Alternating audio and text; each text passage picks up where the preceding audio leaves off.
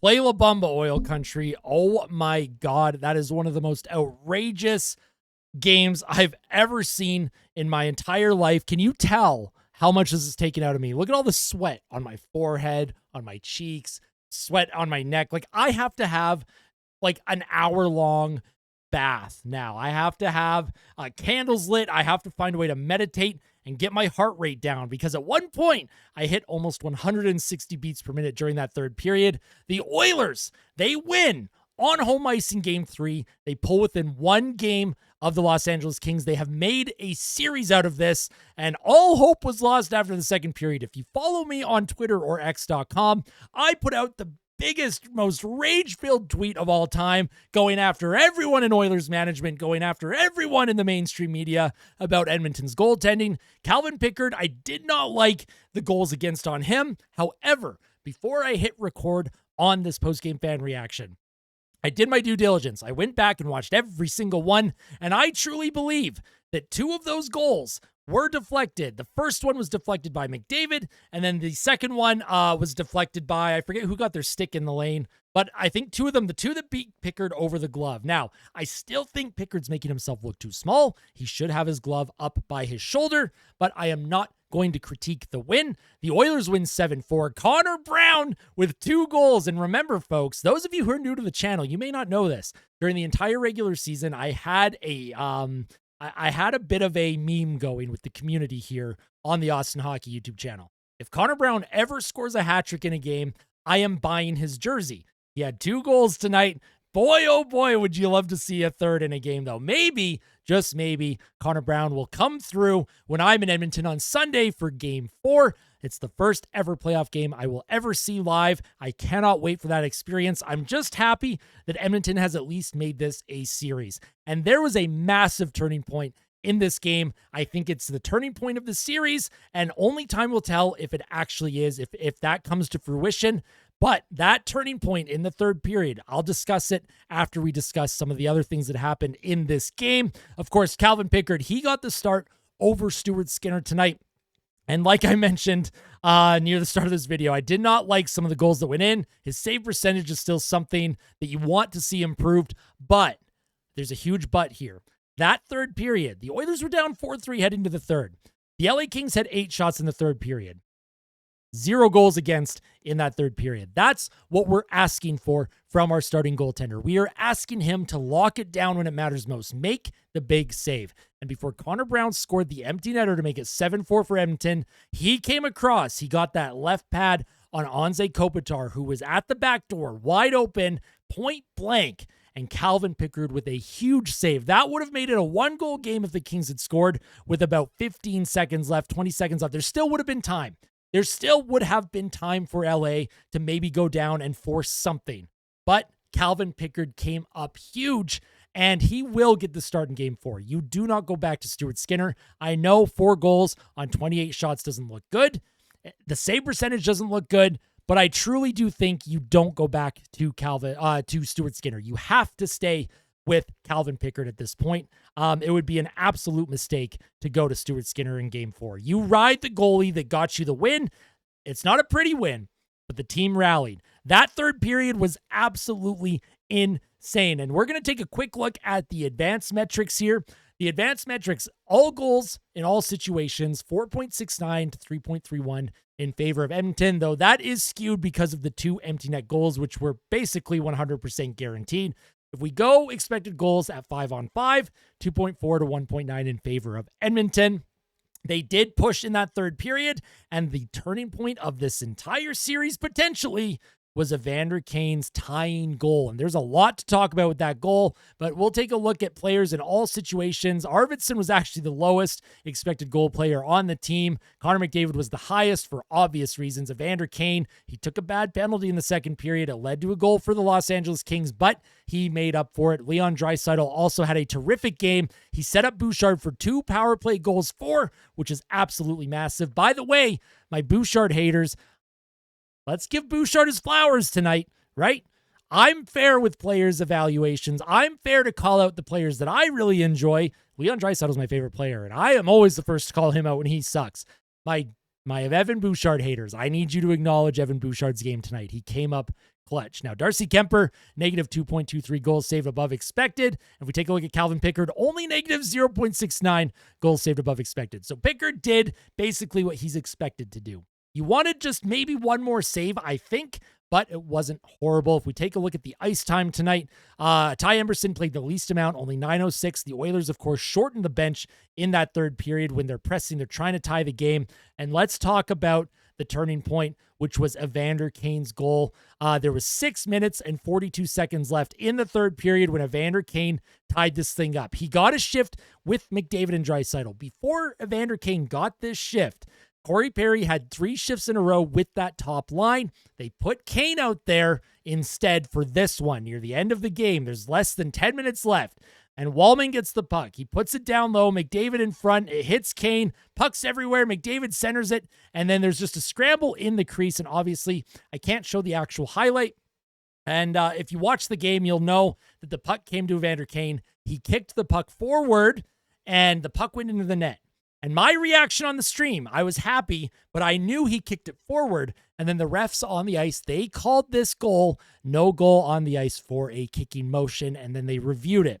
After review, you can clearly see Kane. He does kick the puck, but he kicks it up to his forehand onto his stick, and he does swipe the puck into the net with his hockey stick. So that goal counts. They counted it. The refs, they talk about it. They go to center ice. They call it a good goal, tie game. And it's great. The Oilers are ready for the faceoff. The Los Angeles Kings. What's going on? They've convened at their bench. They call a timeout. They're looking at the replay. Hiller, who's the head coach for the Kings, he's behind the bench. He's on his earpiece. They're all talking, him and the assistant coaches. They call the refs over. We're going to challenge. We're going to challenge this. Now, what the heck are they challenging for? Goalie interference. That's an interesting one because my initial reaction was I didn't see goaltender contact. Now, when you do watch the replay, to be fair to Kings fans right now, technically, Evander Kane did make some contact with Darcy Kemper. However, it was influenced by Anze Kopitar, who is trying to get position. He's pushing Kane in the crease. Kane's contact only happens with Kemper because of the influence of Anze Kopitar. Now, before the puck went into the net, there was a skate-on-skate contact with Kane and Darcy Kemper. However, this does not influence whether he could save that puck or not. I am completely shocked that the LA Kings challenged this, and I was talking about this on my live stream. Why would the Los Angeles Kings challenge that for goalie interference when there's very little contact, and the only contact that was made was caused by Kopitar kind of shoving Kane towards Kemper. Kemper went down on his own accord. He was flailing around in his crease on his own accord. There's a tiny bit of contact, but it was not Evander Kane's doing on his own. And, of course, the NHL review was very, very quick, and they agreed with how I felt and with how most of the chat felt. And Kings fans who were tuning into the live stream also agreed. Dumb challenge. I asked Kings fans after they counted this goal, what did you think? Was that a good challenge? And 99% of Kings fans that tuned into the live stream tonight said no, they would have not challenged that. And you know why this is the turning point? Because they failed the challenge. The Oilers now get a power play. The Oilers could not buy a power play this whole game. They got one power play in the first period. They scored immediately on it. It was Evan Bouchard, a Bouch bomb. You love to see that. They scored immediately. The Kings scored 2 power play goals of their own. As the game wore on, the refs put their whistles away. After the Kings' second power play goal, they decided we're not calling literally anything anymore. That third period, they were like, you know what? You have to play through this. I don't know why the LA Kings challenged and even had the chance to give Edmonton a power play. Because on the ensuing faceoff at center, the Oilers win the draw. Goes back to Bouchard. He leaves it for Draisaitl and a set play as Bouchard slows the play down because he's the best at slowing the play down. Connor McDavid speeds the play up. Draisaitl slows things down. Set play. He waits for Bouchard to cut behind the LA defense, gets to the top of the crease, and Draisaitl with a perfect pass, and Evan Bouchard with a perfect deflection past Darcy Kemper.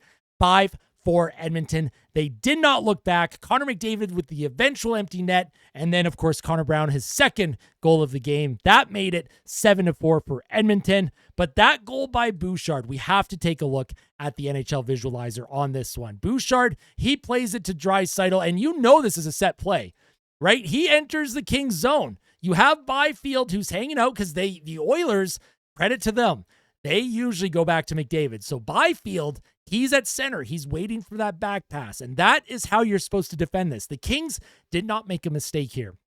They scout the Oilers' power play. They know they do the drop pass. This time, they did not. The Oilers had a 4-on-3 entering the Kings zone. Bouchard drops it to Draisaitl, and Draisaitl slows it down, waits, and Bouchard, he gets by 84, which is Gavrikov, and he just tips it past Kemper. That makes it 5-4 for Edmonton. It's a strange, incredibly strange coach's challenge. As an Oilers fan, I am not complaining, and I cannot afford to complain. I'm just happy the team got at least one win tonight. And that's pretty much what I have to talk about the game. I'm going to answer some fan questions and comments, and then we are going to wrap things up. I don't have much of a voice. I'm all sweaty. The heart rate's still elevated. I'm still running on that adrenaline. So let's answer some fan questions. And of course, I will wrap things up with the outro.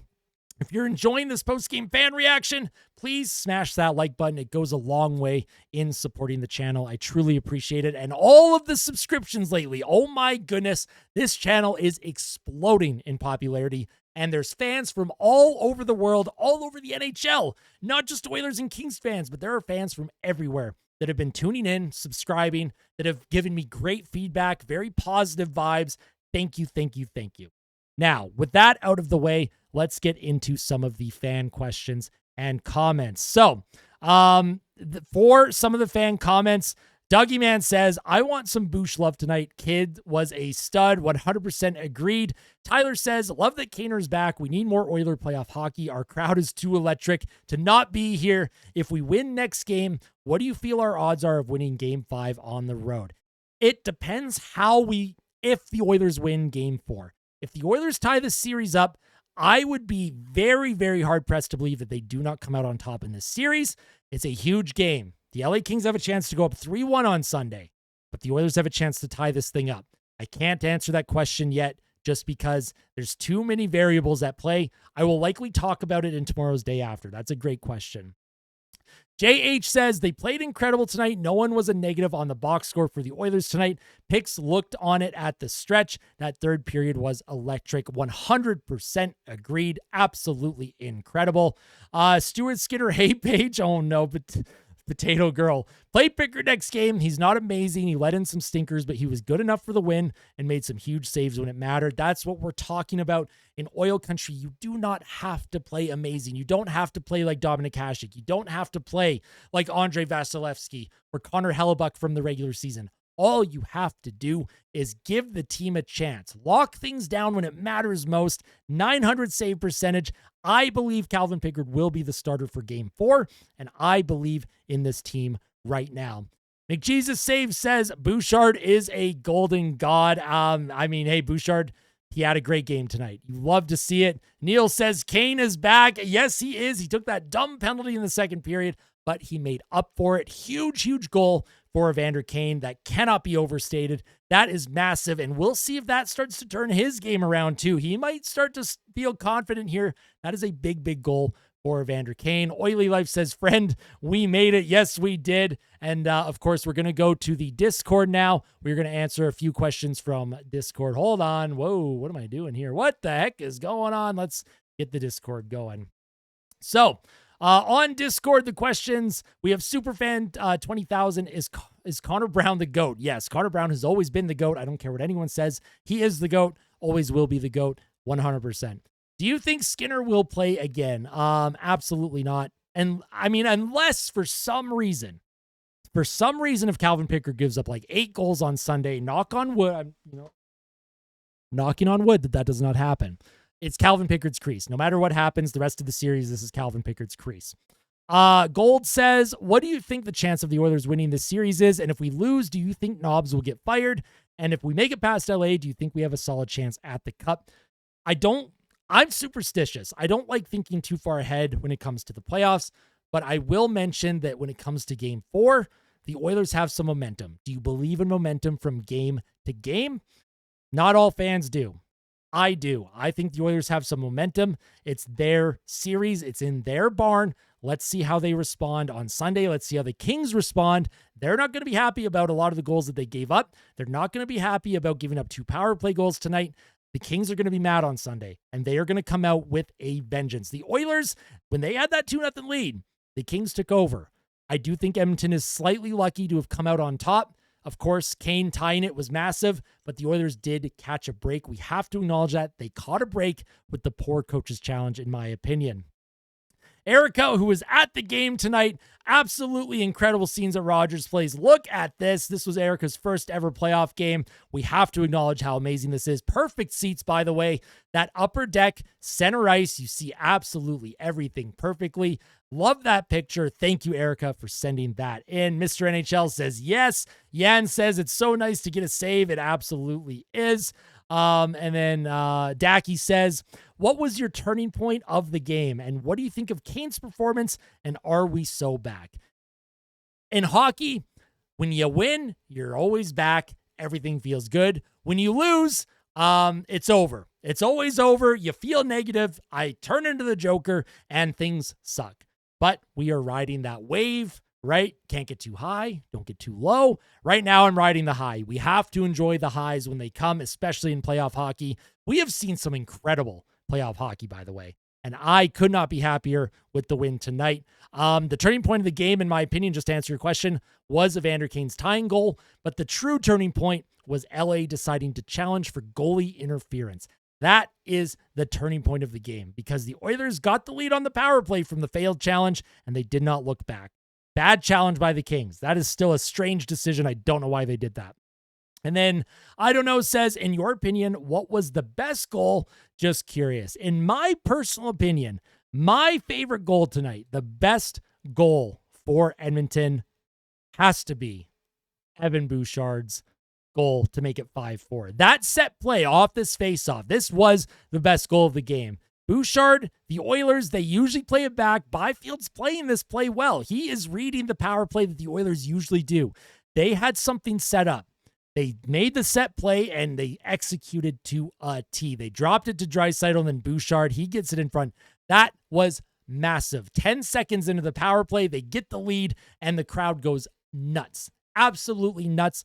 That is my goal of the game, turning point of the game, and just incredible. Incredible vibes. If you were at the game tonight, holy smokes, I'm jealous. I hope the game on Sunday is even half as good as it was watching tonight from my own basement, watching it live with everyone during the live stream. But I have to end things here. I am exhausted. I barely have a voice. I need to save it for tomorrow's day after discussion. If you enjoyed the video tonight, smash the like button. If you think the Oilers can find a way to get back and tie this series on Sunday, smash the like button. And of course, if you're new to the channel or if you've watched videos before, but you're not subscribed yet because you've been kind of like, I don't know if I like this guy, subscribe to the channel. I promise you are in for a treat the rest of the playoffs. Whether the Oilers go deep or not, I am here for all of you, and your support means the absolute world. So thank you all for tuning in. Thank you. Make sure tonight or tomorrow, whenever you're watching this, tell someone that you love them. And as always, fight like a kid, fight like Ben. I wear this every single day. Do it. Let's do it, Oil Country. Let's see if they can find the big win on Sunday. Tie this series up. They've got themselves back in it. They've given themselves a chance. Let's see if they can grab the ball and run with it. Let's go. We'll see what happens. We'll see you soon. Love all of you. Victory chain. Play La Bamba. Let's go, Oilers.